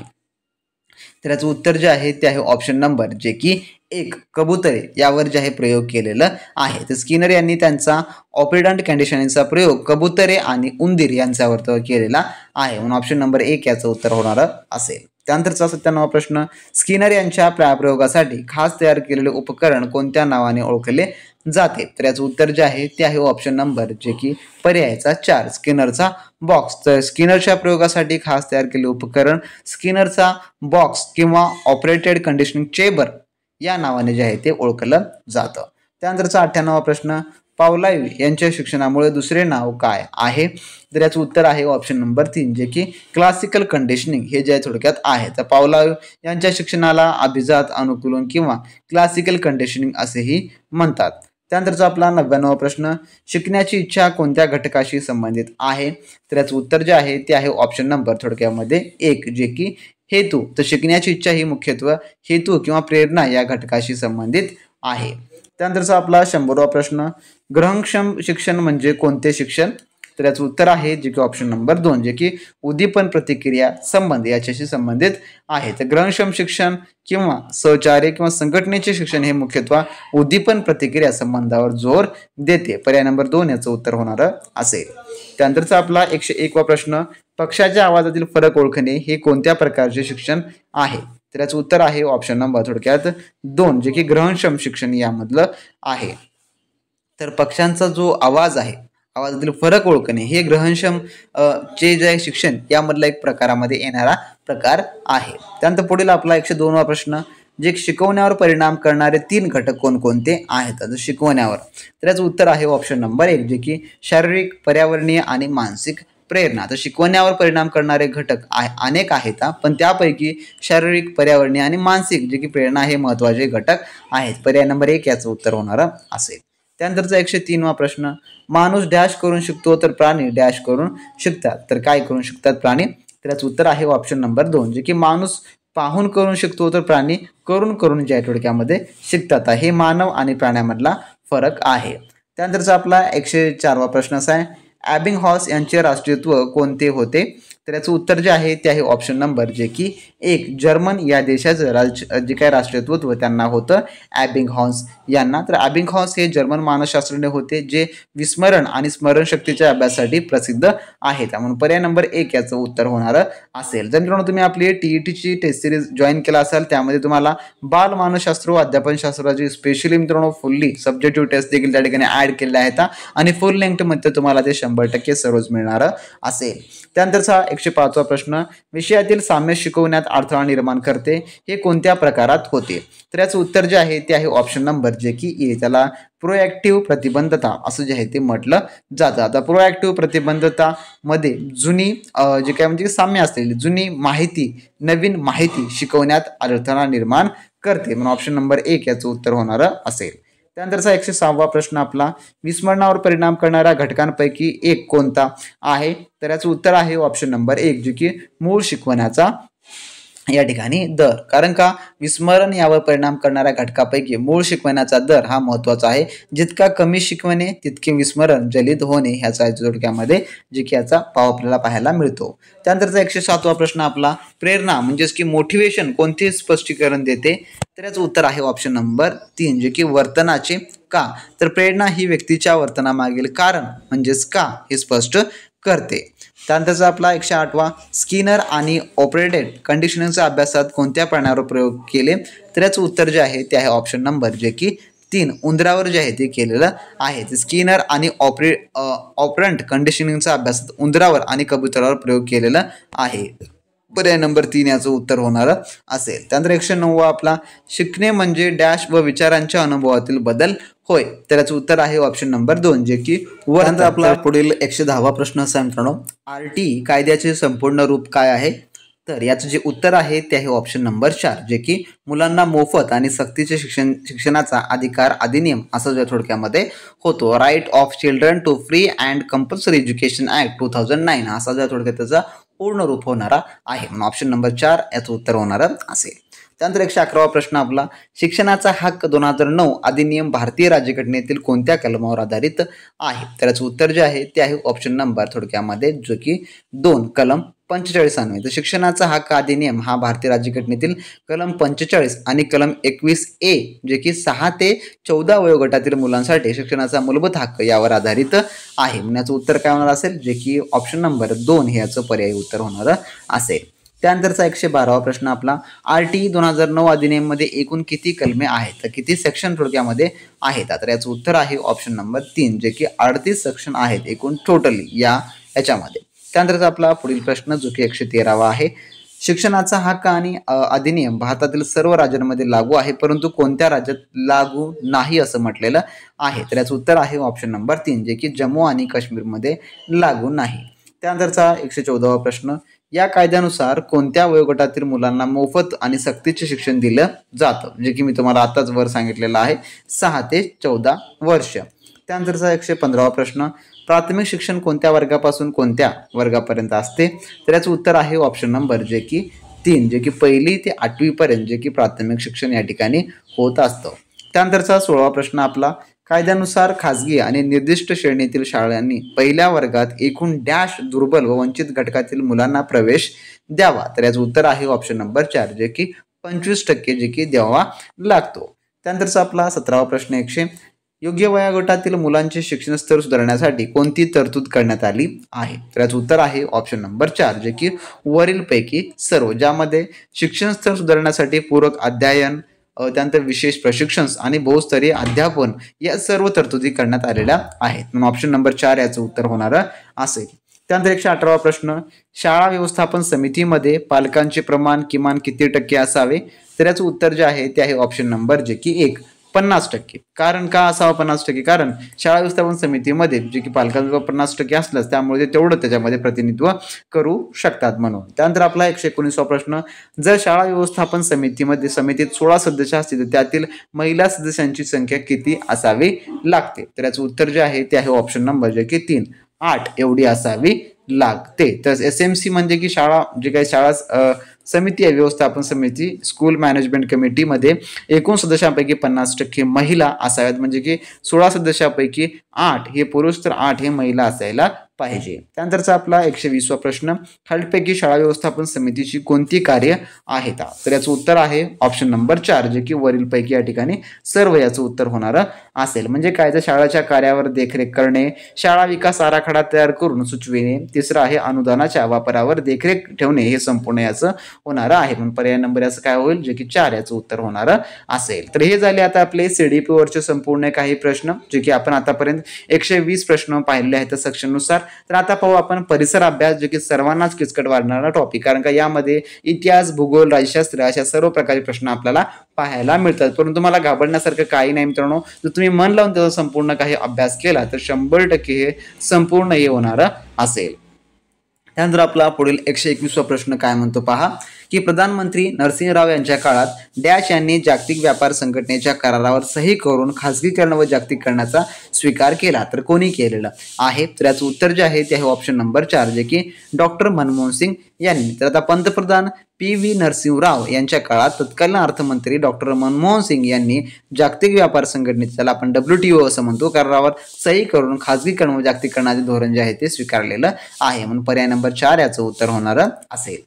त्यानंतरचा 122वा प्रश्न आपला, नामदेव ढसाळ डॅश इत्यादी कवींनी श्रमिकांचे वास्तव दर्शन आपल्या कविताद्वारे समाजाला घडविले. तर याचं उत्तर आहे ऑप्शन नंबर थोडक्यामध्ये 2 जे की नारायण सुर्वे इत्यादी कवींनी जे आहे थोडक्यामध्ये केलेलं आहे. तर नामदेव ढसाळ यांच्यासह नारायण सुर्वे इत्यादी कवींनी त्यांच्या कविताद्वारे श्रमिक आणि कामगारांचं वास्तव्य जे समाजाला दाखवलेलं आहे. त्यानंतरचा प्रश्न 123वा, रोजगार निर्मितीच्या दृष्टीने डॅश पंचवार्षिक योजना महत्वपूर्ण ठरली, तर कोणती? तर याचं उत्तर आहे ऑप्शन नंबर 3 जे की 7वी. तर 7वी पंचवार्षिक योजना जे की 1985 ते 1990 ह्या दशकात होती. तर रोजगार निर्मितीच्या दृष्टीने महत्वाची ठरली. यात अन्न, रोजगार आणि उत्पादकता जे की यावर भर यामध्ये दिलं होतं. त्यानंतर 124वा प्रश्न आपला, 19 जुलै 1969 रोजी पंतप्रधान डॅश यांनी 14 बँकेचं राष्ट्रीयकरण केलं, तर कोणी केलेलं आहे?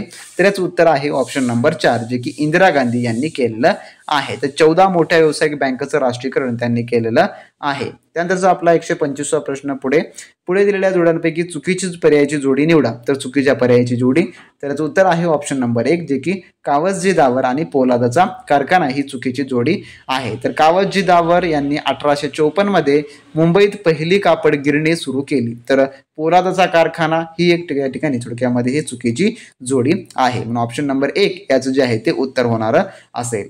त्यानंतरचा 126वा प्रश्न आपला, पुढे पंचवार्षिक योजना आणि यांचे मुख्य उद्दिष्ट यांच्या जोड्या दिल्या आहेत, तर दिलेल्या जोड्यांपैकी चुकीची जोडी पर्यायी निवडा, तर चुकीची जोडी या ठिकाणी सांगायची आहे. तर याचं उत्तर काय होणार असेल? जे की पर्याय नंबर 4 जे की 9वी योजना सार्वजनिक क्षेत्रात अवजड उद्योगाची निर्मिती ही ज्या थोडक्यामध्ये कशी जोडी आहे, तर या ठिकाणी चुकीची जोडी आहे. तर कारण का 9वी योजना जे की 1997 ते 2002 चे मुख्य उद्दिष्ट सामाजिक न्याय आणि समानतेसह आर्थिक वाढ, ज्याला इंग्लिशमध्ये आपण economic growth with social justice and equity हे होते. तर सार्वजनिक क्षेत्रात अवजड उद्योगाची निर्मिती हे दुसऱ्या पंचवार्षिक योजनेचे उद्दिष्ट होते. म्हणून या ठिकाणी हे जे आहे थोडक्यामध्ये चुकीची जोडी आहे. तर जे स्पष्टीकरण सांगत आहे ते देखील लक्षात तुम्ही ठेवून घ्या. त्यानंतर आपला 127वा प्रश्न, परम 8000 हा महासंगणक तयार करणारे शास्त्रज्ञ डॅश हे होते, तर यापैकी कोण होतं? तर याचं उत्तर आहे ऑप्शन नंबर 1 जे की डॉक्टर विजय भटकर हे जे आहे थोडक्यामध्ये होते. तर परम 800 हा महासंगणक त्यांनी तयार केलेला आहे. त्यानंतर 128वा प्रश्न, जीवन शिक्षण हे मासिक डॅश या संस्थेमार्फत प्रकाशित केले जाते, तर याचं उत्तर आहे ऑप्शन नंबर 2 जे की विद्या प्राधिकरण याद्वारे केलं जातं. त्यानंतरचा 129वा प्रश्न, ITI ही शैक्षणिक संस्था डॅश या क्षेत्रातील शिक्षण देण्यासाठी प्रसिद्ध आहे, तर कोणत्या? तर याचं उत्तर आहे ऑप्शन नंबर जे की 4 अभियांत्रिकी. तर ITI जे की इंडियन इन्स्टिट्यूट ऑफ टेक्नॉलॉजी ही संस्था अभियांत्रिकी आणि तंत्रज्ञान क्षेत्रातील एक शिक्षणासाठी प्रसिद्ध संस्था आहे. त्यानंतरचा 130वा प्रश्न, 6 ते 14 वयोगटातील विद्यार्थ्यांना जे शिक्षण दिले जाते त्याला डॅश शिक्षण म्हणतात, तर काय म्हटलं जातं त्याला? तर त्याला जे आहे थोडक्यामध्ये जे की प्राथमिक म्हणजे की प्रायमरी जे आहे त्याला म्हटलं जातं. त्यानंतरचा आपला पुढील 131वा प्रश्न, उच्च शिक्षणाचे केंद्र असल्याने डॅश या शहराचा विकास झाला, तर याचं उत्तर आहे ऑप्शन नंबर जे की 1 पुणे या शहराचा विकास झालेला. कारण का पुण्याला शिक्षणाचं माहेरघर असं म्हटलं जातं. तसेच पूर्वेकडील ऑक्सफोर्ड म्हणून देखील या शहराला ओळखलं जातं. त्यानंतरचा आपला 132वा प्रश्न, देशातील मध्यवर्ती ठिकाण असल्याने या शहराचा विकास झाला, तर कोण्या? तर ऑप्शन नंबर 2 जे की नागपूर या शहराचा झालेला आहे. त्यानंतर 133वा प्रश्न, डॅश हे शहराचा विकास औद्योगिकरणामुळे झाला, तर कोण्या? तर याचं उत्तर आहे ऑप्शन नंबर 2 जे की मुंबई या शहराचा विकास औद्योगिकरणामुळे झालेला आहे. त्यानंतरचा 134वा प्रश्न आपला, लोहमार्गावरील मोठे जंक्शन असल्याने डॅशचा विकास झाला, तर कोण्या शहराचा? तर याचं उत्तर आहे ऑप्शन नंबर 3 जे की भुसावळचा विकास झालेला आहे. त्यानंतरचा 135वा प्रश्न आपला, कोकण रेल्वेच्या सानिध्यामुळे डॅश या गावाचा विकास झाला, तर कयाचा? तर याचं उत्तर आहे ऑप्शन नंबर 4 जे की चिपळूण जो आहे तो विकास झालेला आहे. त्यानंतर 136वा प्रश्न, गावाचा विकास झाल्याने डॅश ऐवजी नगर परिषद किंवा नगरपालिका उदयास येते, तर याचं उत्तर आहे ऑप्शन नंबर 1 जे की ग्रामपंचायतीच्या ऐवजी नगर परिषद किंवा नगरपालिकाचा उदयास येते. त्यानंतरचा 137 प्रश्न, ज्या वस्तीतील काम करणाऱ्यांपैकी पुरुषांपैकी जास्त टक्के बिगर शेती व्यवसायात असतात अशा वस्तीस नागर वस्ती अशी जी आहे ती म्हटली जाते, जी की त्याला आपण शहरीकरण किंवा नागरीकरण असं देखील म्हणतो. तर त्यामधली त्याचं उत्तर आहे ऑप्शन नंबर 4 जे की 75% आहे. त्यानंतरचा 138 प्रश्न, सन 2011 मध्ये भारतातील एकूण लोकसंख्येतील डॅश टक्के लोकसंख्या ही नागरी वस्त्यात राहते. तर याचं उत्तर आहे ऑप्शन नंबर 3 जे की 37.07% एवढी लोकसंख्या जी की शहरी भागात राहते. त्यानंतरचा 139 प्रश्न, सन 2011 मध्ये नागरी वस्तींची लोकसंख्या म्हणजे की संख्या किती होती? तर याचं उत्तर आहे ऑप्शन नंबर जे की 1 7,935 एवढी जी आहे थोडक्यामध्ये होती. त्यानंतरचा 140 प्रश्न, संयुक्त राष्ट्र संघटनेच्या आज सभासद असणाऱ्या राष्ट्रांची संख्या एकूण किती आहे? तर याचं उत्तर आहे ऑप्शन नंबर जे की 2 193 एवढी आहे. त्यानंतरचा 141 प्रश्न, संयुक्त राष्ट्राची स्थापना या उद्देशाने झाली, तर कशाच्या उद्देशाने जे थोडक्यामध्ये करण्यात आलेली आहे? तर याचं उत्तर आहे ऑप्शन नंबर जे की 2 जागतिक शांतता व सुरक्षितता निर्माण करण्यासाठी केलेलं आहे. त्यानंतरचा आपला 142 प्रश्न, डॅश हा दिवस संयुक्त राष्ट्र दिन म्हणून साजरा केला जातो? तर याचं उत्तर आहे ऑप्शन नंबर जे की 3 24 ऑक्टोबर हा जो आहे दिवस केला जातो. तर 24 ऑक्टोबर हा दिवस संयुक्त राष्ट्र संघाच्या स्थापनेच्या स्मरणार्थ संयुक्त राष्ट्र दिन म्हणून साजरा केला जातो. त्यानंतरचा आपला 43 प्रश्न, संयुक्त राष्ट्राचे मुख्यालय डॅश येथे आहे, तर कोण्या ठिकाणी आहे? तर याचं उत्तर आहे ऑप्शन नंबर 2 न्यूयॉर्क या ठिकाणी आहे. त्यानंतर 144 प्रश्न, संयुक्त राष्ट्राच्या सचिवालयाचा प्रमुखास डॅश म्हणतात, तर काय म्हटलं जातं? तर याचं उत्तर जे आहे ते आहे ऑप्शन नंबर 1 जे की महासचिव असं जे आहे ते म्हटलं जातं, ज्याला आपण इंग्लिशमध्ये सेक्रेटरी जनरल असं देखील म्हणतो. त्यानंतरचा आपला 145 प्रश्न, संयुक्त राष्ट्राच्या महासचिवाची निवड डॅश करते, तर कोण केलं जातं? तर याचं उत्तर आहे ऑप्शन नंबर 3 जे की आमसभा व सुरक्षा परिषद हे जे आहे थोडक्यामध्ये करतं.